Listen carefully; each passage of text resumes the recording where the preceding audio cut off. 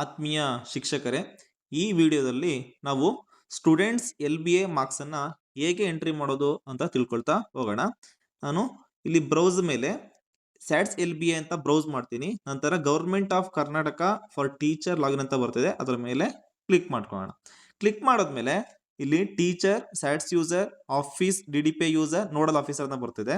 So ನಾನು teacher ಮೇಲೆ click ಮಾಡಿಕೊಂಡು ನಂತರ ಯೂಸರ್ ನೇಮ್ ಯಾವ್ದಾಗಿರುತ್ತೆ ಅಂದ್ರೆ KGID ನಂಬರ್ನ ಯಾವುದೇ ಸ್ಪೇಸ್ ಇಲ್ದಂಗೆ ನೀವು KGID ನಂಬರ್ನ ಇಲ್ಲಿ ಟೈಪ್ ಮಾಡ್ಕೋಬೇಕು.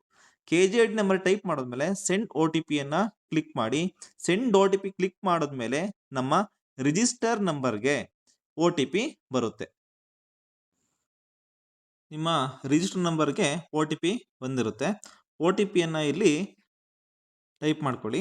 ಟೈಪ್ ಮಾಡಿದ್ಮೇಲೆ ನಂತರ ವೆರಿಫೈ OTP ಮೇಲೆ ಕ್ಲಿಕ್ ಮಾಡಿ. ನಂತರ ಟೀಚರ್ಸ್ದು ಸ್ಯಾಟ್ಸ್ ಟ್ಯಾಬ್ ಓಪನ್ ಆಗುತ್ತೆ. ಇಲ್ಲಿ ಲೆಫ್ಟ್ ಸೈಡಲ್ಲಿ 3 ಲೈನ್ಸ್ ಇದೆಯಲ್ಲ, ಅದರ ಮೇಲೆ ಕ್ಲಿಕ್ ಮಾಡ್ಕೊಳ್ಳಿ. ಕ್ಲಿಕ್ ಮಾಡಿದ್ಮೇಲೆ ಇಲ್ಲಿ ಟೀಚರ್ ಪ್ರೊಫೈಲ್ ಇದೆ, ಲೆಸನ್ ಪ್ಲಾನ್ ಇದೆ, ಅಸೆಸ್ಮೆಂಟ್ ಇದೆ. ಲೆಸನ್ ಪ್ಲಾನ್ನು ಹೇಗೆ ಅಪ್ಲೋಡ್ ಮಾಡೋದನ್ನ ನೆಕ್ಸ್ಟ್ ವಿಡಿಯೋದಲ್ಲಿ ನಾನು ತಿಳಿಸ್ಕೊಡ್ತೀನಂತೆ. ಈಗ ಅಸೆಸ್ಮೆಂಟ್ ಕೆಳಗಡೆ LBA ಅಂತ ಇದೆಯಲ್ಲ, ಅದರ ಮೇಲೆ ಕ್ಲಿಕ್ ಮಾಡ್ಕೊಳ್ಳಿ. ಕ್ಲಿಕ್ ಮಾಡಿದ್ಮೇಲೆ ನಂತರ ಇಲ್ಲಿ ನಮ್ಮ ಮೀಡಿಯಂ ಆಫ್ ಇನ್ಸ್ಟ್ರಕ್ಷನ್ ಯಾವುದನ್ನು ಕ್ಲಿಕ್ ಮಾಡ್ಕೊಳ್ಳೋಣ. ನಂತರ ನಿಮ್ಮ ಕ್ಲಾಸನ್ನು ನೀವು ಇಲ್ಲಿ ಸೆಲೆಕ್ಟ್ ಮಾಡ್ಕೊಳ್ಳಿ. ನಂತರ ಗ್ರೂಪ್, ಸೊ ಯೂಶುವಲ್ ಆಗಿ 1 to 5th ಕನ್ನಡ ಇಂಗ್ಲೀಷ್ ಇರುತ್ತೆ. ನಂತರ 6 to ಮುಂದಕ್ಕೆ ಕನ್ನಡ ಇಂಗ್ಲೀಷ್ ಹಿಂದಿ ಇರುತ್ತೆ, ಅದನ್ನು ಕ್ಲಿಕ್ ಮಾಡ್ಕೊಳ್ಳಿ. ನಿಮ್ಮ ಲ್ಯಾಂಗ್ವೇಜ್ ಸೆಲೆಕ್ಷನ್ ಯಾವುದಿರುತ್ತೆ ಅದನ್ನು. ನಂತರ ಸೆಕ್ಷನ್ ಮೇಲೆ ಕ್ಲಿಕ್ ಮಾಡ್ಕೊಳ್ತೀವಿ. ನಂತರ ಸಬ್ಜೆಕ್ಟ್ ನಿಮ್ದು ಯಾವ್ದು ಅದನ್ನು ಕ್ಲಿಕ್ ಮಾಡ್ಕೊಳ್ಳಿ. ಸೊ ನಂತರ ಇಲ್ಲಿ ಕ್ಲಿಕ್ ಮಾಡಿದ್ಮೇಲೆ ಚಾಪ್ಟರ್ ನೇಮ್ ಇಲ್ಲೇ ಬರುತ್ತೆ. ಫಾರ್ ಎಕ್ಸಾಂಪಲ್ ನಾನು ಯಾವ್ದು ಮಾಡ್ತೀನಿ, ಚಾಪ್ಟರ್ ನೇಮು ಈಗ ನಂಬರ್ ಪ್ಲೇ ಅಂತ ನಾನು ತಗೊಳ್ತೀನಂತೆ. ಸೊ ನೆಕ್ಸ್ಟ್ ಯೂನಿಟ್ ಟೆಸ್ಟ್ ಯಾವ್ದು ಕೊಟ್ಟಿರ್ತೀರಾ ಅದನ್ನ ನೀವು ಇಲ್ಲಿ ಸೆಲೆಕ್ಟ್ ಮಾಡ್ಕೊಳ್ಳಿ. ನಂತರ ಸರ್ಚ್ ಮೇಲೆ ಕ್ಲಿಕ್ ಮಾಡಿದಾಗ ನಿಮ್ಮ ಈಗ ನಾನು 6th ಸ್ಟ್ಯಾಂಡರ್ಡ್ನ ಸೆಲೆಕ್ಟ್ ಮಾಡ್ಕೊಂಡಿರೋದ್ರಿಂದ 6th ಸ್ಟ್ಯಾಂಡರ್ಡ್ ಇರೋ ಸ್ಟೂಡೆಂಟ್ಸ್ ಎಲ್ಲ ಇಲ್ಲಿ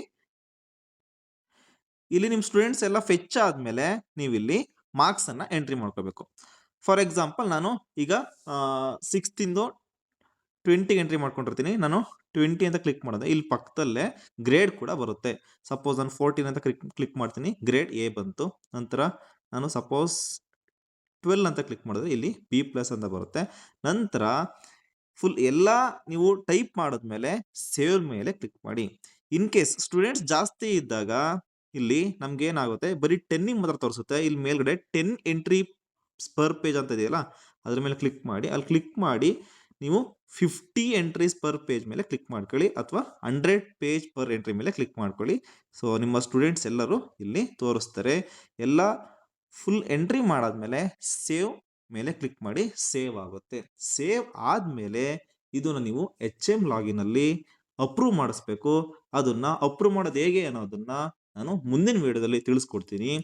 ಈ ವಿಡಿಯೋ ಇಷ್ಟ ಆಗಿದ್ರೆ ಲೈಕ್ ಮಾಡಿ, ಶೇರ್ ಮಾಡಿ, ಸಬ್ಸ್ಕ್ರೈಬ್ ಮಾಡಿ. Thank you.